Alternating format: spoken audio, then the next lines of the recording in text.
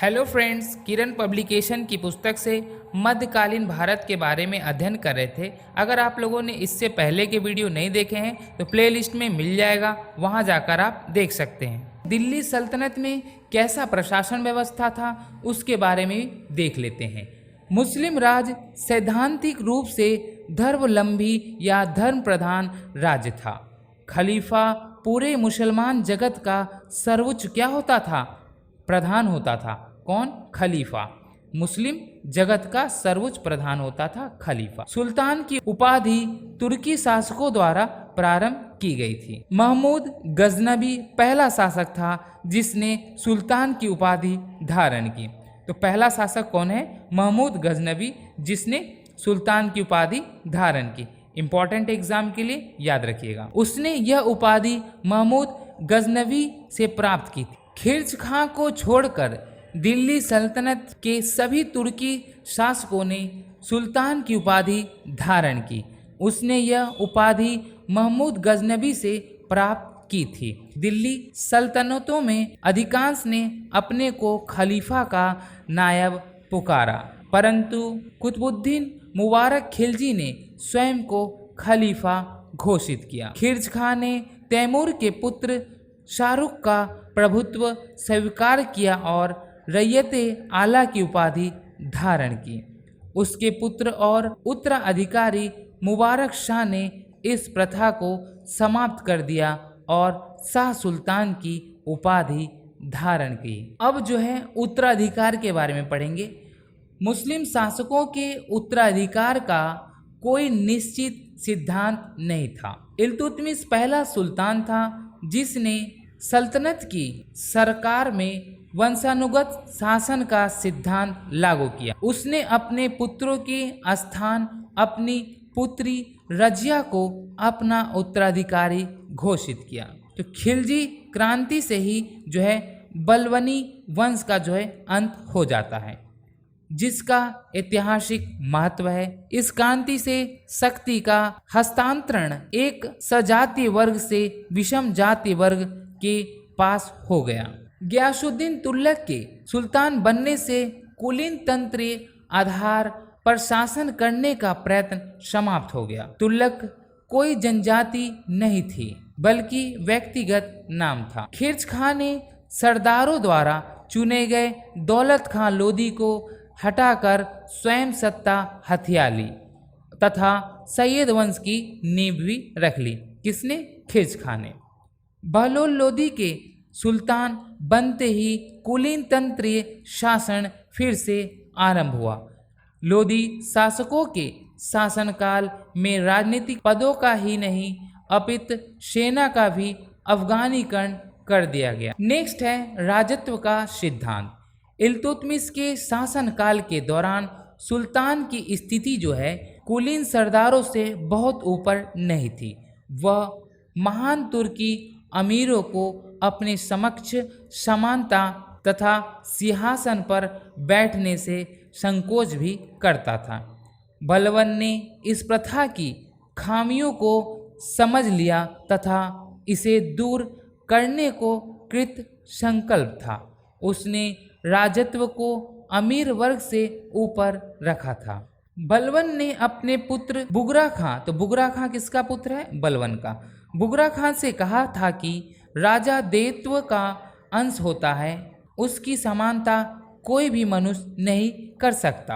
अलाउद्दीन खिलजी ने भी सुल्तान पद की गरिमा को सदा सर्वोपरि रखा तथा उसके लिए सिकंदर ए सानी जैसी उपाधि भी धारण की। तो एग्जाम के लिए इम्पॉर्टेंट है, सिकंदर ए सानी की उपाधि किसने धारण की? अलाउद्दीन खिलजी ने। अलाउद्दीन ने काजी मुगीसुद्दीन से कहा था वह ऐसे आदेश जारी करता है जिन्हें वह राज्य के लिए उपयोगी तथा परिस्थिति के अनुसार विवेकपूर्ण समझता है।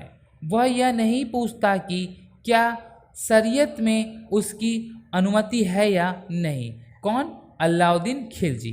अलाउद्दीन की भांति मोहम्मद बिन तुगलक भी शासन में किसी वर्ग या व्यक्ति का हस्तक्षेप पसंद नहीं करता था। प्रारंभ में न तो उसने अपने सुल्तान पद के लिए खलीफा से स्वीकृति ली और न ही अपने सिक्कों पर खलीफा का नाम अंकित करवाया। न्याय विभाग पर उलेमा वर्ग के आधिपत्य को किसने मोहम्मद बिन तुगलक ने खत्म किया तथा योग्यता के आधार पर पद बांटे। अपनी हिंदू प्रजा के साथ उनका व्यवहार सहिष्णुतापूर्ण था।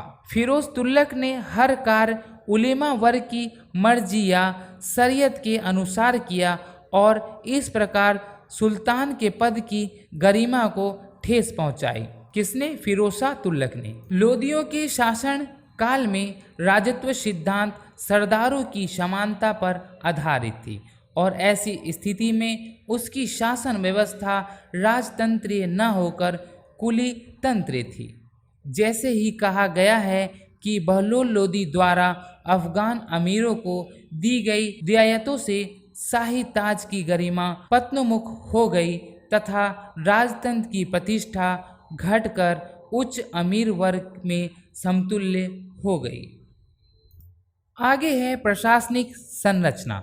मध्यकालीन भारत में प्रशासनिक संरचना मुख्यतः फारसी अरबी पद्धति पर आधारित थी, किंतु सैन्य संगठन तुर्क मंगोल पद्धति से किया गया था, जबकि हिंदुओं की भू राजस्व पद्धति को भी कायम रखा गया था। इस प्रकार प्रशासनिक संरचना मिश्रित ढंग की थी। सुल्तान केंद्रीय शासन का प्रधान सुल्तान था। वो राज्य का सर्वोच्च संचालक था। न्याय अधिकरण के सबसे बड़ा निर्णायक कानून का सूत्रधार और सेनाओं का प्रधान सेनापति था। कौन? तो सुल्तान। सुल्तान राज्य के सभी महत्वपूर्ण मामले को मजलिस ए खलवत तथा मजलिस ए आम में चर्चा करता था, जिसमें अत्यंत विश्वपात्र तथा उच्च अधिकारियों को भाग लेने की अनुमति थी। सुल्तान सभी भागों तथा राज्य की प्रत्येक शाखा का स्वयं संचालन करता था। उसके काम में मंत्रियों का एक वर्ग उसकी सहायता करता था। मंत्री अपने अपने विभागों के प्रभारी होते थे, किंतु उनकी नीति सदैव सुल्तान द्वारा निर्देशित एवं शासित होती थी। अमीर वर्ग राजकीय शक्ति का व्यवहारिक नियंत्रण रखते हुए केवल दो ही कारक थे: अमीर वर्ग का दबाव तथा उलेमाओं का प्रभाव। 13वीं शताब्दी में अमीर वर्ग में विदेशी मूल के लोग थे, लेकिन वे दो समूह के थे: तुर्कीदास अमीर और गैर तुर्की अमीर कुलीन वर्ग के विदेशी थे। मोहम्मद बिन तुगलक के शासन काल में अमीरों की भांति पूरी तरह बदल गई। पुराने अमीरों को कमजोर करने की दृष्टि से उसने मिश्रित जनजाति आधार पर पदाधिकारियों की एक नई व्यवस्था स्थापित की। लोदियों ने अमीरों का सम्मान इतना बढ़ा दिया कि उनका सुल्तान सम्मानों में प्रधान की तरह रह गया। लोदियों ने अमीरों का सम्मान इतना बढ़ा दिया कि उनका सुल्तान सम्मानों के प्रधान की तरह ही रह गया। सादात अमीर मंगोल मूल की एक संस्था का प्रतिनिधित्व करते थे। उनके विद्रोह के द्वारा बहमनी साम्राज्य का उद्भव हुआ था। शक्तिशाली अमीरों एवं समूह की गतिविधियों का निर्धारण, जातीय निष्ठा एवं जातीय समूह विशेष के प्रति विशेष लगाव तथा व्यक्तिगत स्वार्थों की पूर्ति हेतु महत्वाकांक्षी कार्य आदि के द्वारा होता था। उलेमा वर्ग के बारे में बताया गया है। इस्लामी धर्मचारियों तथा शरीयत की कानून के रूढ़िवादी व्याख्याकारों को उलेमा कहा जाता था। वास्तव में इस्लामी कानून शरीयत कुरान और हदीस पर आधारित थी। शरीयत के मान्य व्याख्याकार होने के कारण उलेमा दो महत्वपूर्ण कार्य करते थे।